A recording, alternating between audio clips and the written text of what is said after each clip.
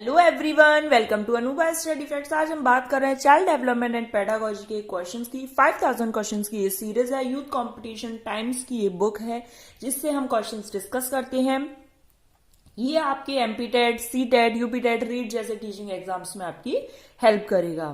तो चलिए फिर आज का सेशन हम शुरू करते हैं। और सेशन शुरू करने से पहले आप लोगों को बता दें कि जो लोग भी अगर टेस्ट लगाना चाहते हैं तो आप लोग परीक्षा ऐप डाउनलोड करके एक इसमें फ्री डेमो टेस्ट दिया है, आप लोग उस टेस्ट को लगाकर देखें। अगर आपको लगता है कि हाँ आप लोग को टेस्ट सीरीज लेना चाहिए तो आप परचेस कर सकते हैं 50% डिस्काउंट के साथ। ANUBHA50 अनुभा 50 कोड यूज करके आप टेस्ट सीरीज को परचेस कर सकते हैं। लिंक जो है वो डिस्क्रिप्शन बॉक्स में मिल जाएगी। तो चलिए फिर आज का सेशन हम शुरू करते हैं। लास्ट सेशन में हम लोगों ने 50 क्वेश्चंस तक कर लिए थे। आज के लिए फर्स्ट क्वेश्चन है, सीबीएसई शिक्षार्थियों के लिए व्यक्तिगत गतिविधियों के स्थान पर सामूहिक गतिविधियों की संस्तुति करती है, तो इसके पीछे का विचार क्या है। तो आप सभी को पता है कि जो ग्रुप में बच्चा बहुत अच्छे से सीखता है, व्यक्तिगत प्रतिस्पर्धा के प्रति नकारात्मक संवेगात्मक प्रतिक्रियाओं से उबारना जो संपूर्ण अधिगम पर सामान्यीकृत हो सकती है। व्यक्तिगत कंपटीशन बहुत जल्दी डेवलप हो जाता है और जो कि एक नेगेटिव इम्पैक्ट डालता है लर्निंग पर। प्रत्येक शिक्षार्थी के स्थान पर समूह में अवलोकन द्वारा शिक्षक के कार्य को सरल, केवल शिक्षक के कार्य को सरल बनाने के लिए ऐसा कुछ नहीं, लागत कम करने के लिए ऐसा कुछ नहीं, विद्यालयों के पास उपलब्ध समय को प्रासंगिक बनाना, ये सब कुछ चीज नहीं है। तो फर्स्ट ऑप्शन बिल्कुल सही हो जाएगा। नेक्स्ट है एनसीएफ 2005। देखो एनसीएफ पर जितने भी क्वेश्चंस आ रहे हैं ना, आप उनको अलग से नोट डाउन कर सकते हैं क्योंकि एनसीएफ का जो पीडीएफ मैंने टेलीग्राम पर शेयर करा था वहां पर लोगों का ये है कि अब सही बात है इतना टाइम नहीं है तो डिटेल में नहीं पढ़ सकते। एक उस पर शॉर्ट वीडियो भी बना दी जाएगी आप लोगों को एग्जाम से पहले, लेकिन जब तक वो वीडियो नहीं आ रही है तो आप क्या करो, एनसीएफ के जितने भी क्वेश्चंस मिल रहे हैं उनके पॉइंट्स अलग से नोट डाउन करते चलिए। तो अब क्या है, एनसीएफ 2005 की संस्तुतियों के अनुसार कक्षा 1 एवं कक्षा 2 के विद्यार्थी मतलब फर्स्ट एंड सेकंड क्लास के लिए मूल्यांकन का तरीका क्या होना चाहिए।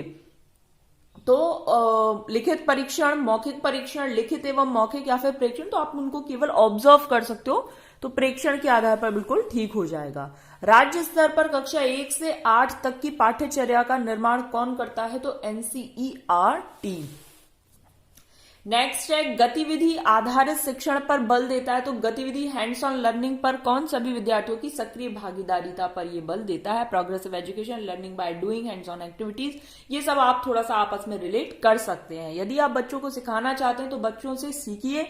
ये इशारा करना, ये चाइल्ड सेंटर्ड एजुकेशन की ओर इशारा करना है। देखो ये क्वेश्चन ना आप लोगों को ईजी लग रहे होंगे, बिल्कुल सही बात है, बहुत मतलब ऑलमोस्ट सारे लोगों को ये बहुत इजी लग रहा होगा, लेकिन ध्यान दो वहां पर कोई 30 क्वेश्चन जो चाइल्ड डेवलपमेंट के आने वो पूरे के पूरे प्रोग्रेसिव एजुकेशन से तो उठ के नहीं आ जाएंगे ना। तो प्रोग्रेसिव एजुकेशन पर क्या होता है, सारे कंसेप्चुअल बेस्ड होते हैं, मतलब वहां आपकी अंडरस्टैंडिंग देखी जाती है क्योंकि वो क्या लर्निंग बाय डूइंग को जोड़ दे रहा है, मतलब इसका नाम ही यही है। तो वो क्या है, जो क्वेश्चन है वो आपके बिल्कुल मेमोरी बेस्ड नहीं है, फैक्चुअल बेस्ड नहीं, कंसेप्चुअल है। तो पेपर में ऐसी बात नहीं कि सारे के सारे फैक्चुअल आने, कुछ क्वेश्चंस आपके कंसेप्चुअल भी आएंगे। इसीलिए इस बुक का पूरा टारगेट बनाया गया है 5000 क्वेश्चंस का कि आप सभी तरीके से क्वेश्चन से अवगत हो जाएं। बट हाँ ध्यान रखना, इतने इजी क्वेश्चन आपके एमपी टेट में देखने को नहीं मिल रहेंगे, तो ये मत सोचो कि ये बहुत इजी है, सेशंस नहीं देखें। सेशन बिल्कुल पहले सेशन से ही शुरू कर दो। कुछ क्वेश्चंस बहुत इजी हैं, कुछ क्वेश्चन मॉडरेट और कुछ हायर लेवल के भी हैं। सृजनवाद में कंस्ट्रक्टिविज्म किस चीज पर जोर देता है, तो बच्चे सीखने की प्रक्रिया में निष्क्रिय, ऐसा तो नहीं, शिक्षा शिक्षक केंद्रित, ऐसा नहीं, शिक्षा बाल केंद्रित, बिल्कुल चाइल्ड सेंटर्ड एजुकेशन पर जोर देता है। और थोड़ा सा ना स्पीड मेंटेन करने की आप लोग कोशिश करो। एनसीएफ 2005 के संबंध में निम्नलिखित में से कौन सा सही है, तो वह भारत की विद्यालय शिक्षा के संबंध में एक संवैधानिक संशोधन है।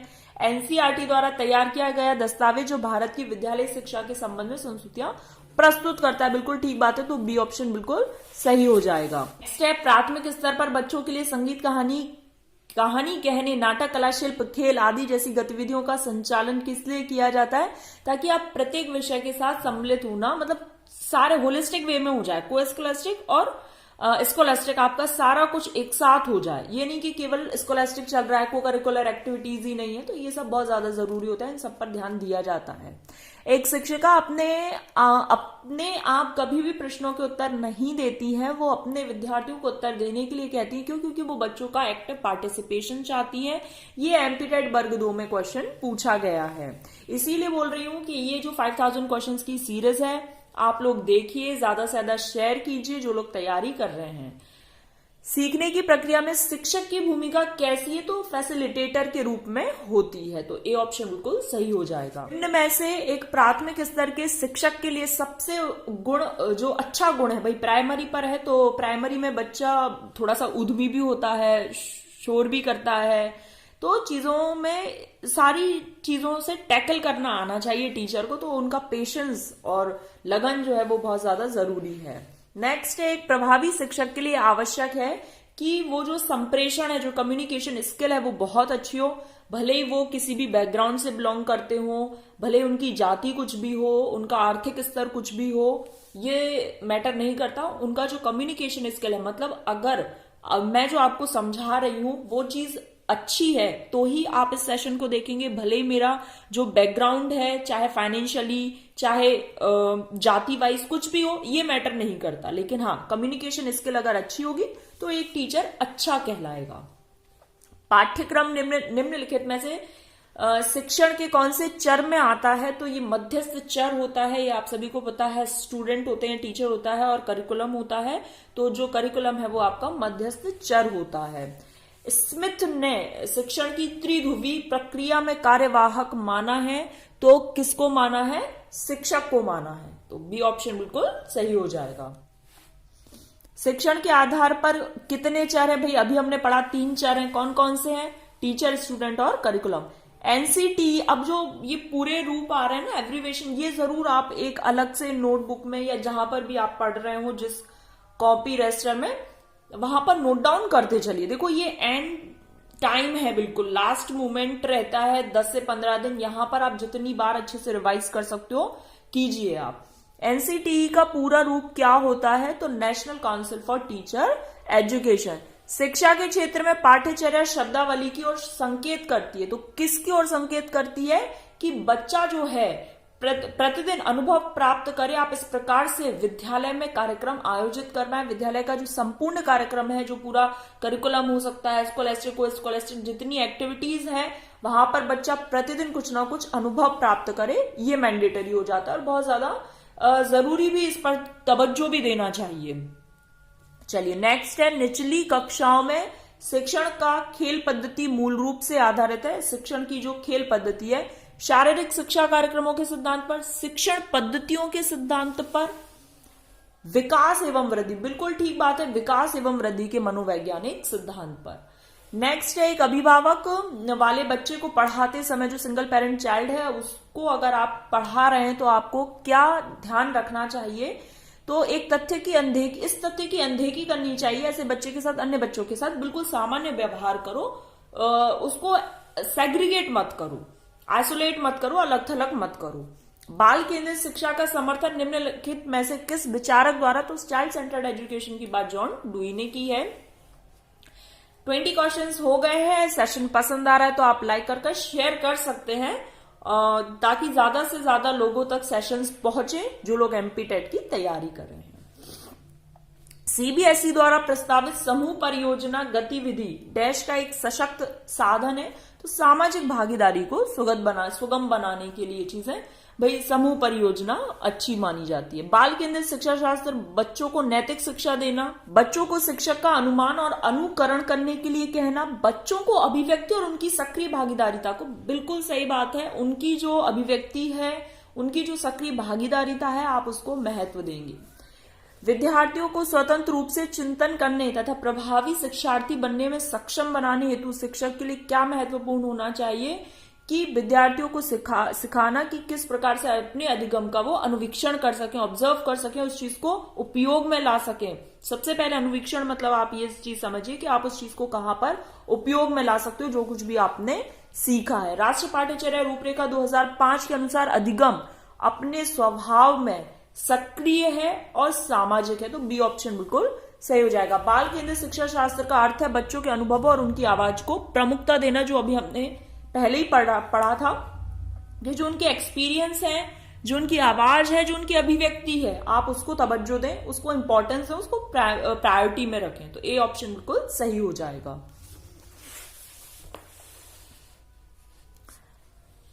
नेक्स्ट है राष्ट्रीय पाठ्यचर्या रूपरेखा एनसीएफ 2005 के अनुसार शिक्षक की भूमिका सुविधादाता, सुगमकर्ता, फैसिलिटेटर के रूप में निम्नलिखित में से कौन सा उदाहरण प्रभावशाली विद्यालय की प्रथा का है? तो व्यक्तिगत सापेक्ष अधिगम, व्यक्ति सापेक्ष अधिगम, प्रतियोगिता नहीं हो, प्रतियोगात्मक मतलब आप कंपटीशन करवा रहे हो बच्चों में, कॉर्पोरल पनिशमेंट कर दे रहे हो या फिर उनमें कंपैरिजन कर रहे हो, तो ये कोई अच्छी बात नहीं है।